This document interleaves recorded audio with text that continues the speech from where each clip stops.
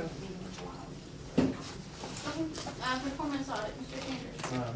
For your reading pleasure, had an opportunity at GMA to talk to Malik's supervisor, and we have finalized the document, and there are what I feel like are very needed changes in there. Some more, I guess, specific concrete recommendations, and I would ask, I have two items that I really need a called meeting for. I don't know what your schedules are like next week, but I would love for, in the public session, to give everybody an update on our SPLOST remaining dollars. And I think this would be a reason for an executive session to go over some individual recommendations. So is that something for next week, did you say? That's what I would. So we have a chance to Exactly. absorb some of And that? I will send you my 2 cents worth, my analysis there. And but I would really ask that we try to get that in next week. So you're asking, SPLOST can't be, is not an executive session. No, that would be a public item. I think it's time to update everybody on the remaining dollars and what we expect to receive through next March 31. I think it would be very positive publicity for the election in November. So trying to keep everything very positive there. So then I would be inclined tonight to call a special call meeting for Wednesday the 17th or Thursday the 18th. I'm leaving town for Pennsylvania on the 17th, the morning of the 17th. I don't need to be here, but my niece is getting married on the 20th, and I'm leaving for Pennsylvania. I'll be coming back on the 18th. Will you be in town on the 18th? It looks that way. Will everyone else be available if that's a Thursday that evening? Right now, it looks good for July 18th, right? Next Thursday. Then I will call a special call, work session, we're not voting on anything, correct? Work Yeah, session voting and on that. executive session for 7 o'clock on July 18th. Thank you. And Tom, maybe we'll have a chance to get together before you Sure, get down. absolutely.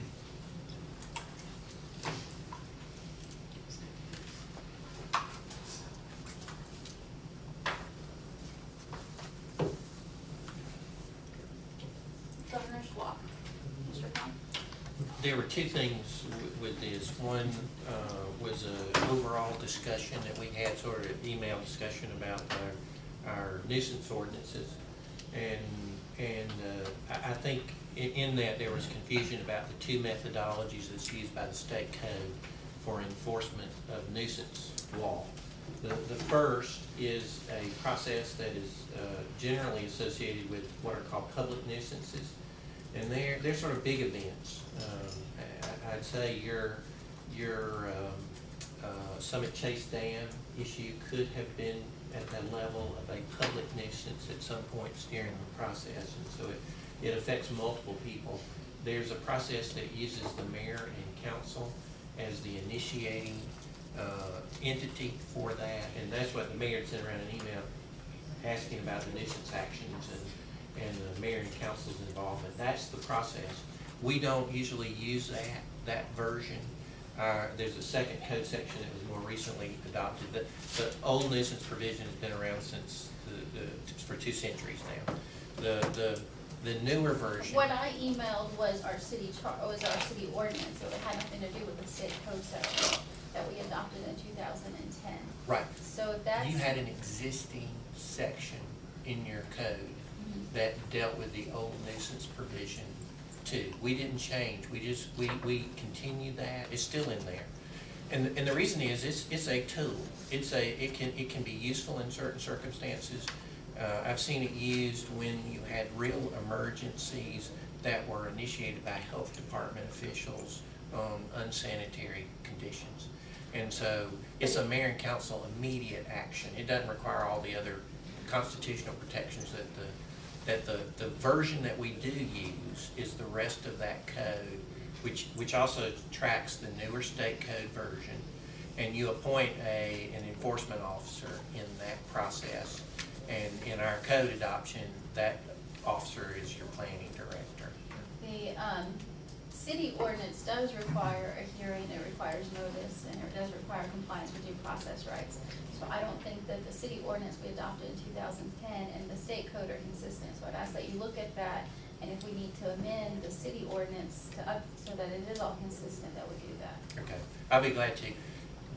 The due process requirements of the second standard are actually held in your municipal court. And for instance, we got 9 cases, including the myriad cases pending right now.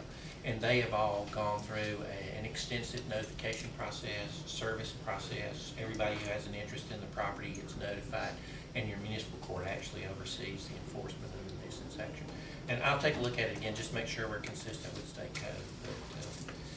But I'm pretty sure we are. Second matter, myriad, is Tracy Mason is here tonight. It's been our good event that Tracy's been added to assist the myriad people in resolving their Snellville disputes. And I think we may have been one of the more aggressive of their opponents, which is the reason they've hired local counsel. We have been assigned to mediation. The court looks like they're not wanting to take up the 2 causes that we have, both in Governor's Walk with Myriad. They prefer for us to settle them. And that requires council to consider a matter in executive session. The general gist of that resolution would be Myriad would be responsible for the demolition, or in the alternative, within a certain period of time, getting a building permit to fix those houses up, and in the interim securing them. And I just didn't know, Ms. Mason was here, wanted to be here tonight to address it if y'all had any questions concerning Myriad or the Governor's Walk properties. And when do y'all start mediation? We've already started. We've got to complete it by next Monday under the current order. Okay, that was the next question. But we have a settlement proposal that we can't invite Ms. Mason into our executive session, but we have a proposal to talk You about. can invite her, she just can't come.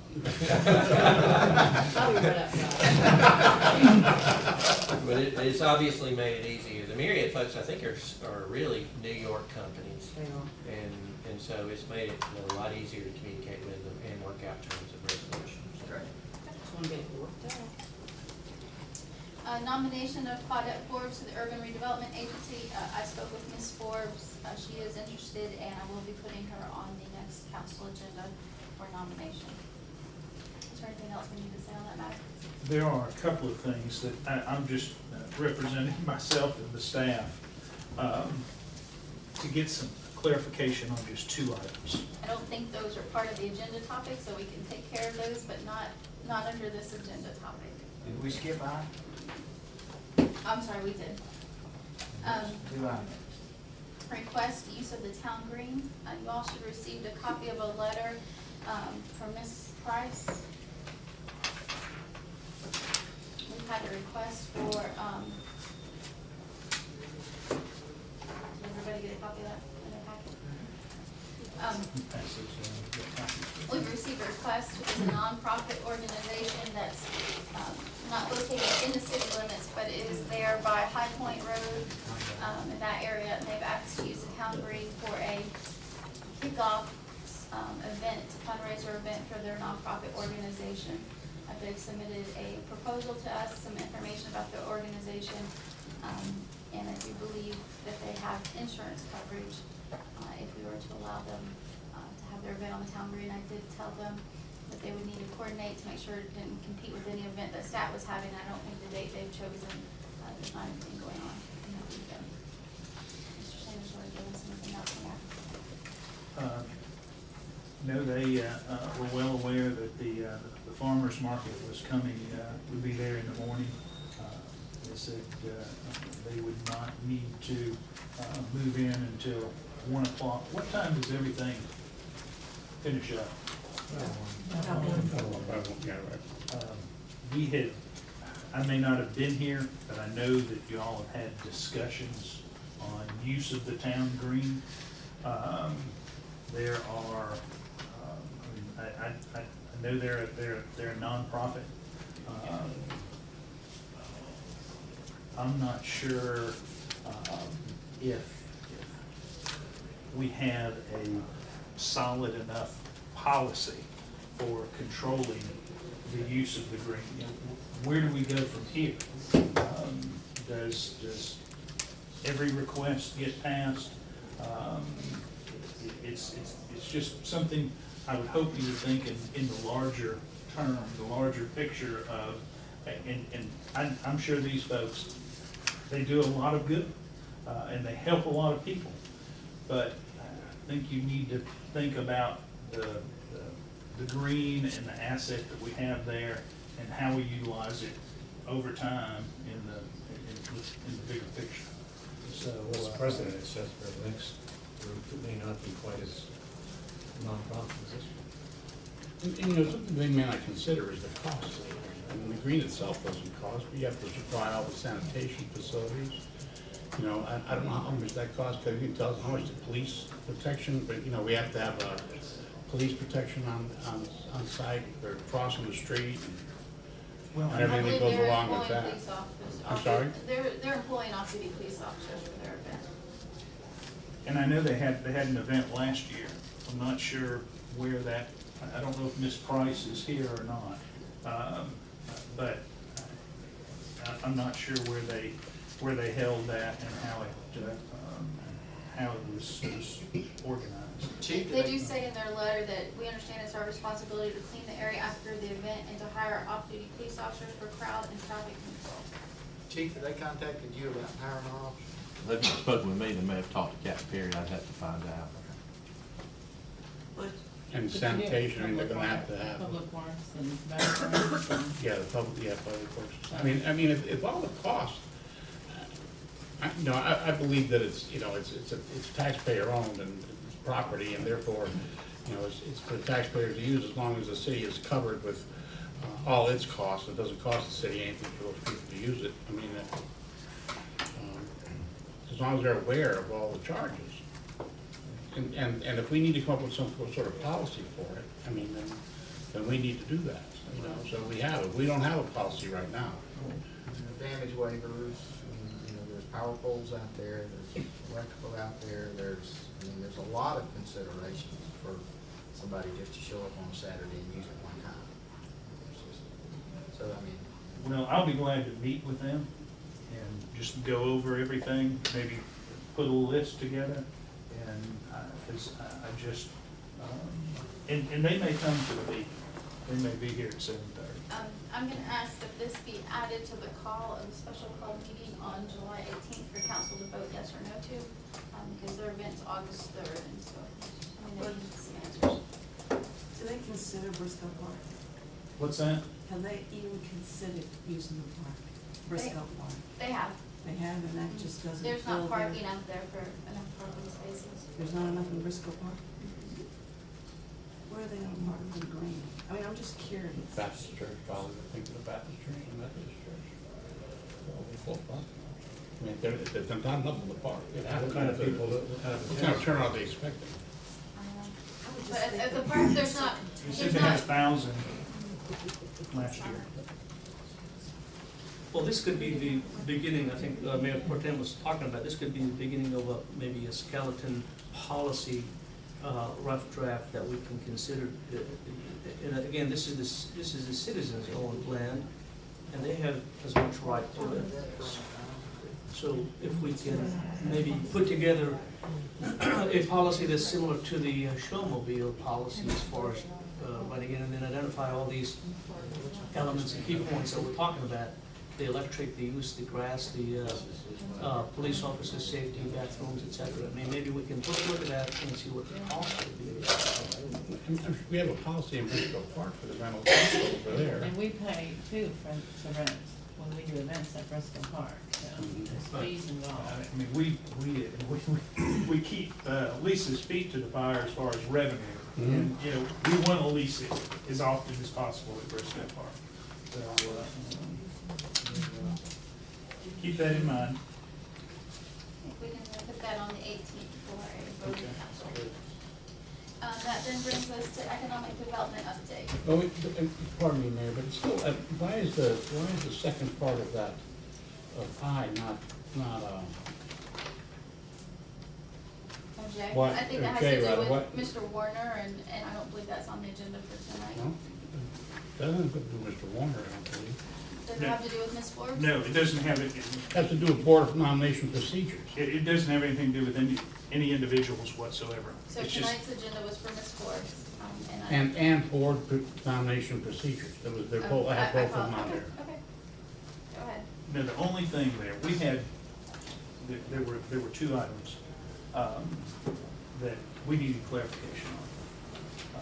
The first one, I think Ms. McKay sent out a questionnaire or a memo asking about does our past policy still remain in place?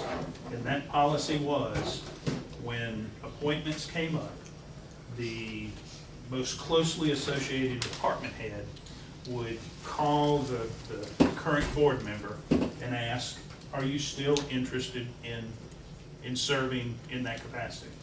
And if they were automatically put up for renomination. And I think I've already answered that though, and I'm not automatically putting anybody up for re-nomination. The nominations are, at least at this point in time, the mayor's nomination.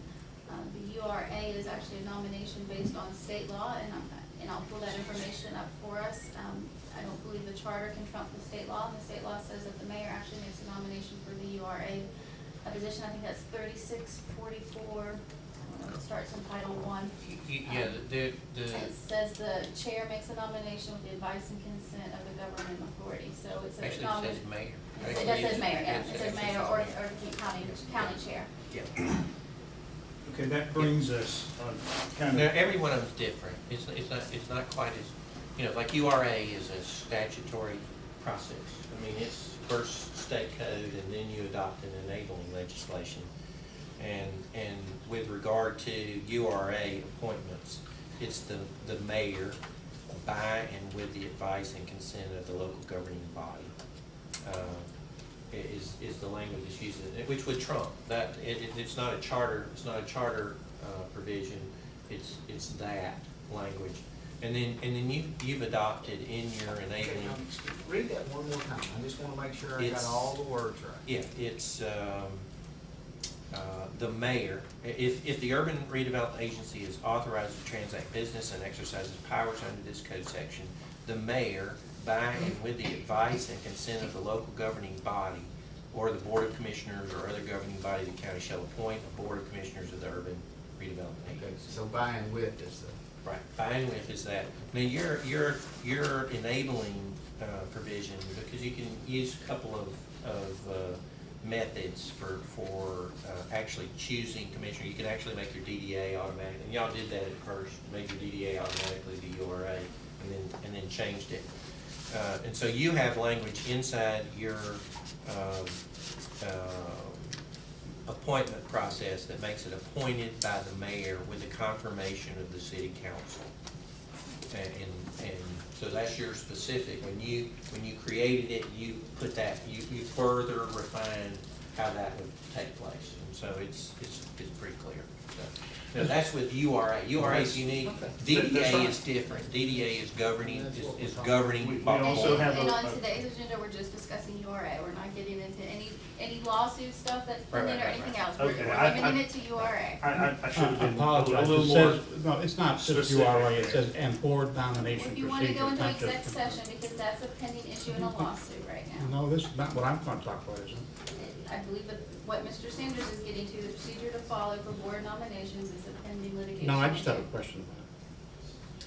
I have a question that I need to ask the attorney. Since the history in Snellville was, as the city manager stated, that people were asked by the department, if the city council, by majority votes, that we are not inclined to replace anyone on the boards at this point who is willing to stay and serve on the boards,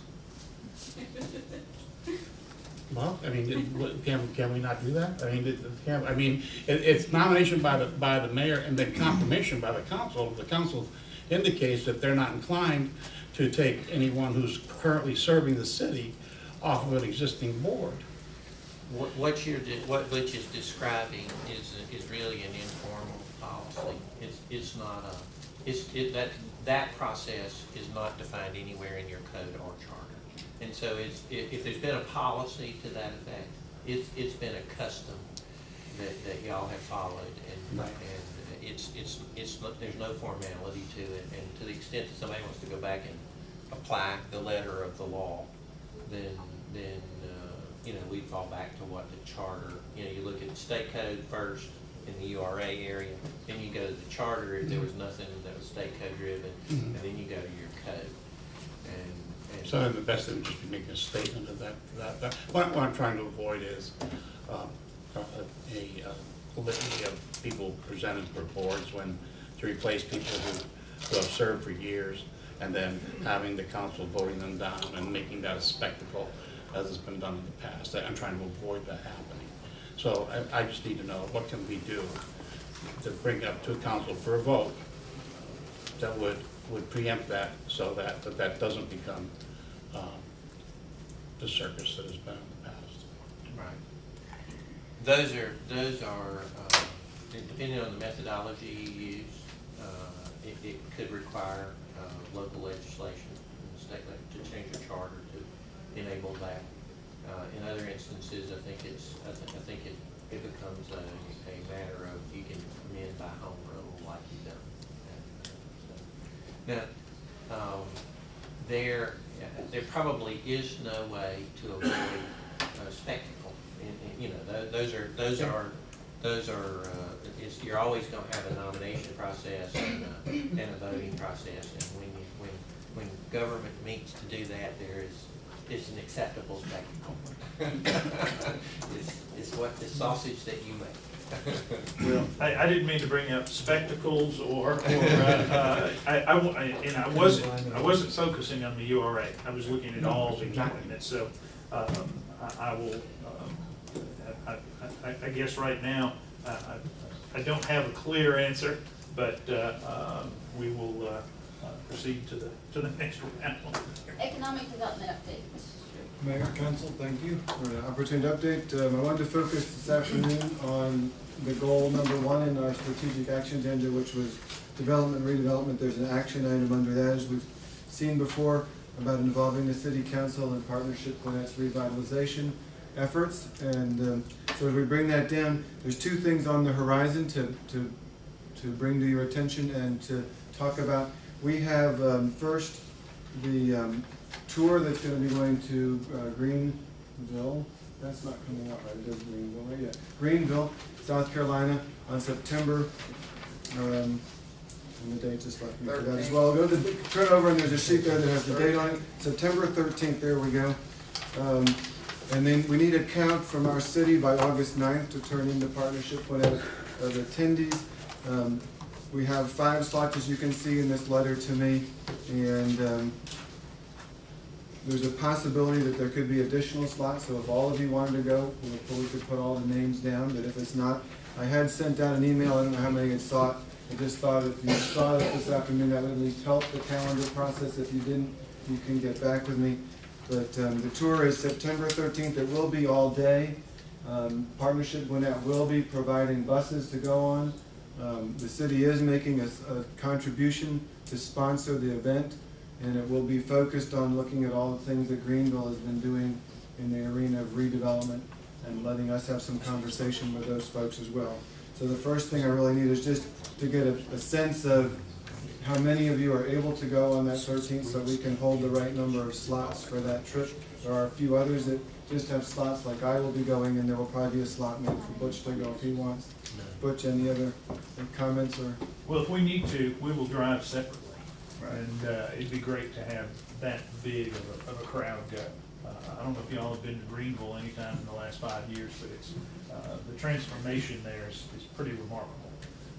I don't brag about my daughter at Clemson, but the proximity to Greenville is kind of nice. Is it, and I've got emails from Mayor and Mike Sabah as far as their attendance. Is it Diane? Can I do anybody else know at this point? Tom, Diane? I'm not sure how it turns. It should be fine. Tom, Diane, Bobby? We've got about 10 minutes if we can at least do the work session for Mayor so that Ms. Mason Blassie doesn't have to stay for our whole council meeting. During the work session of the Mayor and City Council of Snellville, Georgia, Mayor Council announced that certain matters should be discussed in the closed session of the meeting. Ask council to advise the city with respect to closing the meeting.